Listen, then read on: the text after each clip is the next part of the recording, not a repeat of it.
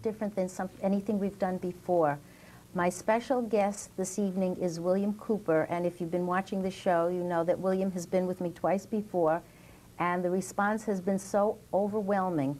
Bill is here in New York because he's going to be lecturing, and he'll be telling you about that in a little while. So we decided to change the format of the show tonight. We decided to do it as a call-in show, so if you have specific questions that you would like to ask of Bill when we come back, please think of them and give us a call, and we will be more than happy to answer your questions. Okay, Bill? Hello. What have you been doing since we last interviewed? Well, I've been working on the second volume of the two-volume set of Behold a Pale Horse. Oh, maybe I should just show this.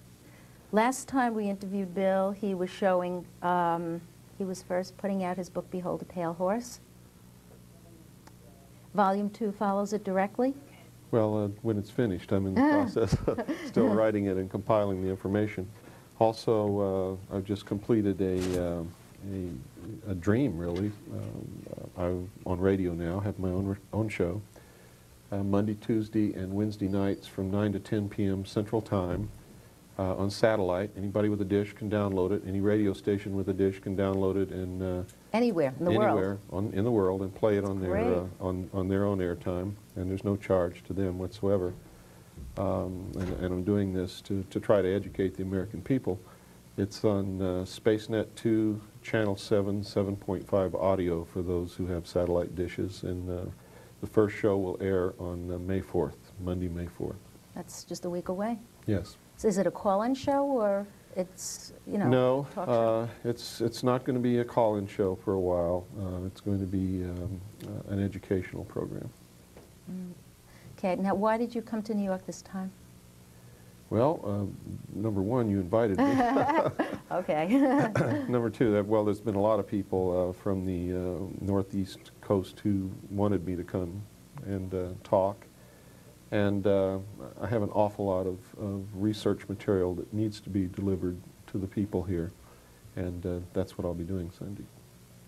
Sunday, Bill will be at the Universalist Church, Central Park West and West 76th Street, for those who want to come out to see him. I got involved with Bill's project I don't know, about 3 months ago, and I thought, gee, maybe there'd be some response to him coming out. The response has been so overwhelming. I mean, I'm amazed. They love you. The material must be good and the information must be correct. Well, what we'd like the audience to do now, if they will, would be to call in if they have any questions, and we will be more than happy while we talk to answer your questions. Besides, well, coming into New York, where else have you been lecturing? Oh, gee, since we last talked, I've been in Seattle, Washington, Salt Lake City, Utah, Atlanta, Georgia. I've been in San Diego. I've been all over the country, actually, and we'll be in Orlando, Florida soon, Santa Fe, New Mexico. Excuse me 1 second. May I help you? Yes? Yes, what is your question, please? Well, I was just wondering what this information is that the gentleman will be delivering, because I haven't heard him mention the subject or the topic. Oh, there's so many. Okay, go ahead. It's a lot of subjects. It has to do with what's happening in the world today, what's been happening for the last 50 years, as a matter of fact. Over 20 years ago, when I was attached to the Office of Naval Intelligence, I saw top secret documents that told me a lot about what was going to happen in the future. I've made quite a few predictions over the last 5 years, all of which have come true exactly when I said that they would.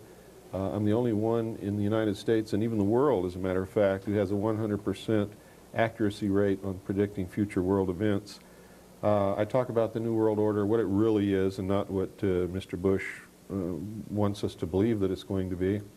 About UFOs, about a lot of things, AIDS, the real reason for the Iraq War instead of the concocted reason that the public was told.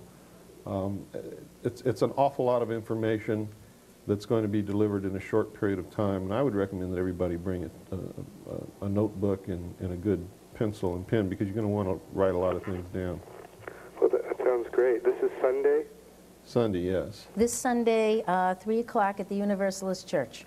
Where's the Universalist Church? Central Park West and West 76th Street. Thank you very much. Okay, thank you for calling. Thank you. Hello, you're online. Yes, I'm wanting to know what his short-term predictions for the future are.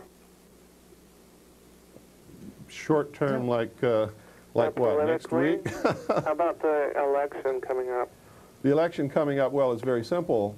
George Bush is really the man. He belongs to the world power structure. He's been an active CIA operative since he left college, and not just for the short period of time that the public thinks that he was the head of the CIA. And in my book, Behold a Pale Horse, I document the fact that he was an operative of the Central Intelligence Agency on the day that John F. Kennedy was assassinated, and that he was actually giving information to law enforcement officials to lead them down the wrong path, so to speak. But George Bush is dirty, and a lot of people know it. A lot of researchers have collected a lot of facts that could actually get the man impeached very quickly. His health is declining also. So the Bilderberg Group in last year in '91 picked Bill Clinton to be the next president of the United States, and that's what this whole thing is with H. Ross Perot. If he throws his hat in the ring along with Colonel Bo Gritz, then that's going to take a lot of the conservative vote away from George Bush and will literally ensure that Bill Clinton is elected as president of the United States. I'll tell you this right now, for everybody who's thrown their hat in the ring, it doesn't make a bit of difference who gets elected. None of them are on your side. Then who really runs everything? Well, it's not who anybody thinks it is. It's like Disraeli said, you know, a couple of centuries ago. The people that the public see as the leaders of their country are not the ones who are really leading at all. They're the puppets to take the attention of the public and the wrath of the public if need be. Okay. Are you saying that George Bush then is not going to be our president, next president? If H. Ross Perot actually throws his hat in the ring and actually runs for president, George Bush will not be the next president, no. Bill Clinton. I can't agree with that. I can't buy that. I'm sorry, I can't buy that. Just got to wait and see, I guess. Well, you'll have to see what happens to the conservative vote when H. Ross Perot throws his hat in the ring. He's going to capture most of the conservative vote. It'll split the Republican Party down the middle, and they won't have a chance against the United Democratic Party. All you've got to do to know that is just read the daily newspaper. Okay, I think I don't really rely on the newspapers for information. Do you? Ma'am, when the elite of the world are talking, they talk through the New York Times. And when they're talking, you better listen. We've got to move on to the next question, okay? Thank you.